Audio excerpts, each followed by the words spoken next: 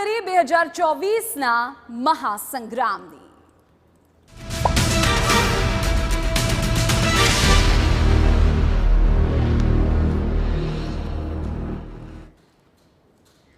લોકસભાની ચૂંટણીની તારીખોની જાહેરાત થઈ ગઈ છે ને સાથે જે બેઠકો પર ઉમેદવારોના નામની જાહેરાત નથી થઈ ત્યાંથી પણ અલગ અલગ નામોની શરૂઆત થઈ ગઈ છે સામે આવવાની। અમે આપને જાણકારી અત્યારે આપી દઈએ આણંદ લોકસભા બેઠકને લઈને। આણંદ લોકસભા બેઠક પરથી કોંગ્રેસમાંથી લડી શકે છે અમિત ચાવડા। સૂત્ર પાસેથી આ જાણકારી મળી રહી છે। આંકલાવના ધારાસભ્ય છે અને વિધાનસભામાં વિપક્ષના નેતાની જવાબદારી પણ તેઓ અત્યારે નિભાવી રહ્યા છે। આપણે કહી દઈએ કે 3 વખત બોરસદ અને 2 વખત આંકલાવથી તેઓ ધારાસભ્ય પદે રહ્યા છે। ભરતસિંહ સોલંકીએ ચૂંટણી લડવાની અનિચ્છા વ્યક્ત કર્યા બાદ અત્યારે અમિત ચાવડાનું નામ ચર્ચામાં આવ્યું છે। આપણે કહી દઈએ કે કોંગ્રેસ અમિત ચાવડાને ટિકિટ આપે તો આણંદમાં જે ચૂંટણીનો જે જંગ છે તે ખૂબ રસપ્રદ બની શકે છે। ભાજપે એક તરફ આણંદથી મિતેશ પટેલને રિપીટ કર્યા છે ત્યારે હવે જોવાનું એ રહેશે કે આખરે કોને પસંદ કરે છે કોંગ્રેસ પાર્ટી। અત્યારે તો અમિત ચાવડાનું નામ સામે આવ્યું છે અને જો અમિત ચાવડા ઉપર પસંદગી કરવામાં આવે છે તો મિતેશ પટેલ વર્સેસ અમિત ચાવડાનો આ જંગ થશે। ઉલ્લેખનીય છે કે અમિત ચાવડા વિધાનસભામાં વિપક્ષના નેતાની જવાબદારીથી લઈને અત્યારે તેઓ આંકલાવના ધારાસભ્ય છે। અગાઉ બોરસદ અને આંકલાવથી ધારાસભ્યની જવાબદારી તેઓ નિભાવી ચૂક્યા છે। તો આ મહત્વપૂર્ણ સમાચાર અત્યારે સામે આવી રહ્યા છે। આણંદ લોકસભા બેઠકને લઈને વિગતો મળી રહી છે કે અમિત ચાવડાની પસંદગી કરી શકે છે કોંગ્રેસ પાર્ટી।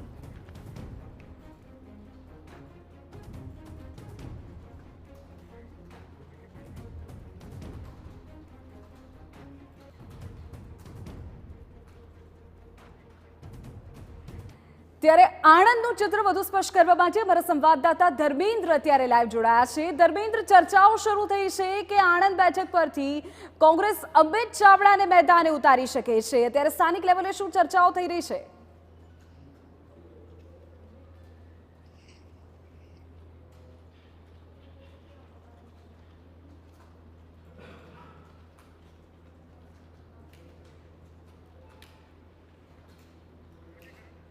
અમારા સંવાદદાતા સાથે ફરી સંપર્ક કરીએ છીએ પરંતુ અત્યારે મહત્વપૂર્ણ જાણકારી એ સામે આવી રહી છે કે અમિત ચાવડાનું નામ અત્યારે સામે આવ્યું છે। સૂત્ર પાસેથી આ જાણકારી મળી રહી છે કે કોંગ્રેસ પાર્ટીની પહેલી પસંદ સ્વાભાવિક પણ અમિત ચાવડા હોઈ શકે છે। ઉલ્લેખનીય છે કે અગાઉ ભરતસિંહ સોલંકીએ ત્યાંથી ચૂંટણી લડવાની અનિચ્છા વ્યક્ત કરી છે। સોલંકી પરિવારનો ગઢ રહ્યો છે આણંદ અને આણંદમાંથી જો અમિત ચાવડા મેદાને ઉતારવામાં આવે છે તો મિતેશ પટેલ કે જેમણે ભારતીય જનતા પાર્ટીએ રિપીટ કર્યા છે તેમની સામે આ મહત્વપૂર્ણ જંગ બની રહેશે।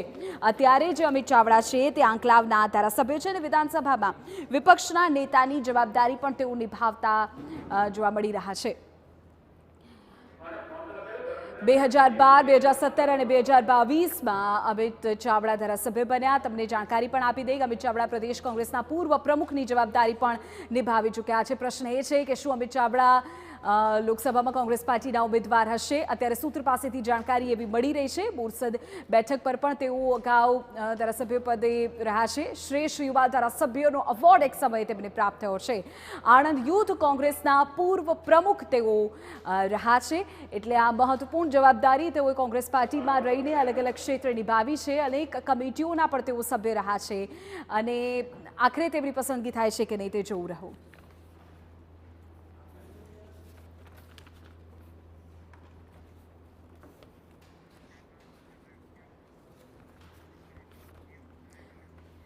અમારા સંવાદદાતા ધર્મેન્દ્ર આપણી સાથે અત્યારે લાઈવ ફરીથી જોડાઈ ગયા છે। ધર્મેન્દ્ર, શું સ્થાનિક લેવલે ચર્ચાઓ ચાલી રહી છે? શું અમિત ચાવડા વર્સેસ મિતેશ પટેલનો જંગ થશે?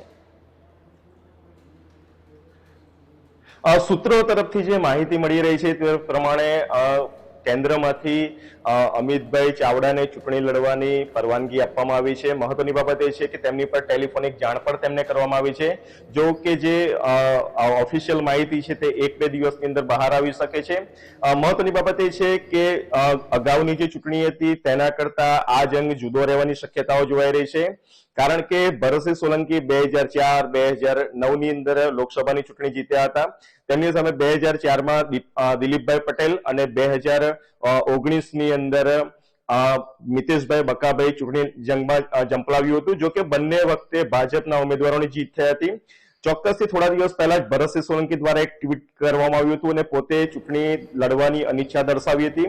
મહત્વની બાબત એ છે કે આણંદ જિલ્લાની વાત કરવામાં આવે તો કોંગ્રેસમાંથી કોઈ કદ્દાવર ચહેરો ક્ષત્રિય નેતાની કોઈ વાત કરવામાં આવે તો તે અમિત ચાવડા છે, કારણ કે ગ્રાસરૂટ લેવલ સાથે સમગ્ર કાંઠાગારાથી લઈ તમામ નાગરિકો સાથે તેઓ જોડાયેલા છે અને જો તેમની ઉપર પસંદગીનો કળશ ઢોળવામાં આવે તો ચોક્કસ આણંદનો જે જંગ છે તે હાઈ પ્રોફાઇલ બની રહેશે. બનાસકાંઠા, ભરૂચ અને હવે આણંદની અંદર જે લોકસભાની ચૂંટણીનો જંગ જામશે તે ખૂબ રસપ્રદ રહે તેવી શક્યતાઓ છે. વિધિ. બિલકુલ ધર્મેન્દ્ર, જે મહત્વપૂર્ણ જાણકારી આપ આપી રહ્યા છો, જો અમિત ચાવડાની ચોક્કસપણે પસંદગી થાય છે તો ખૂબ રસપ્રદ જંગ આણંદમાં પણ જોવા મળશે. અગાઉ બનાસકાંઠા અને ભરૂચને લઈને ચર્ચાઓ હતી કે ત્યાં જે ફાઇટ છે તે ખૂબ ઇન્ટરેસ્ટિંગ રહેશે, પરંતુ અત્યારે આણંદને લઈને પણ જે વિગતો મળી રહી છે તે પણ કંઈક આ જ બાબત તરફ ઇશારો કરી રહી છે.